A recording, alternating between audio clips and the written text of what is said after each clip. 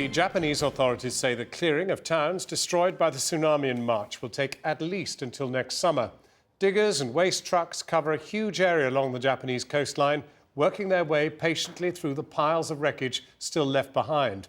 For the last of our current series of special reports from the tsunami area, our chief correspondent Alex Thomson assesses now a clean-up operation the like of which Japan has simply never seen in its history. An idyllic coastline, no longer.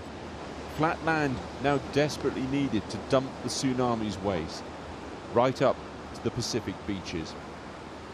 In Britain, we recycle rubbish. In Japan, they're recycling entire towns. It is the biggest waste disposal effort on the planet. An entirely new landscape emerging, venting pipes to allow the gas of decomposition to escape. This happens to be Kesanuma, but it could be anywhere along this coast. Dawn to dusk, it rumbles on. Here alone, they've shifted 1 million tons of debris in 8 months.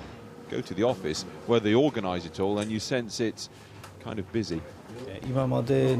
Until now, we've never experienced anything like this. The scale of the tsunami was like nothing we'd gone through before.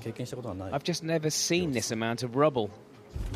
Next time you're at your council recycling centre, consider this. Car tyres, timber, household electricals, wall insulation, glass, batteries, even the broken crockery of smashed homes and families gone forever. Municipal recycling on a monumental scale. At each site, the inventory of a shattered town. And all this in an area which would stretch from London to Edinburgh. And one day all of this will be covered in soil and vegetation, and the gas will have stopped seeping out, and only older people will remember exactly what's under the ground here. This part of Japan will have a bit more elevation and protection against the next tsunami, and history tells us there will be another tsunami.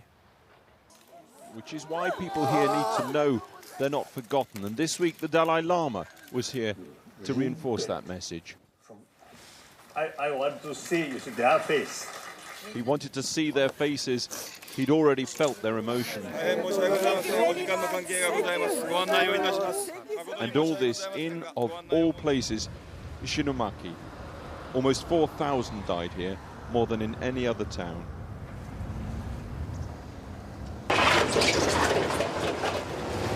Even now, grinders are eating the town, pulverising concrete wreckage into roadstone. The diggers in a day-long dance. Some Australians, some Japanese, of course, Canadians, the French. Jamie L. Banner from London, one of a group of international volunteers still needed here 8 months on from the tsunami. The government moved slowly to make decisions on like rebuilding towns, or what are we going to do? And so people are kind of left in this kind of limbo where they're waiting to, what's going to happen next. And so very much here is still in limbo.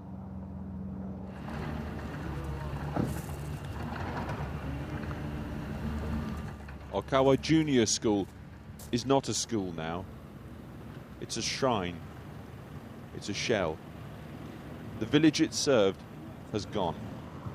As the sun sets, we find the toys, books, the shoes of the children piled inside with care and respect. 108 people were in school that day. 74 children and staff were killed.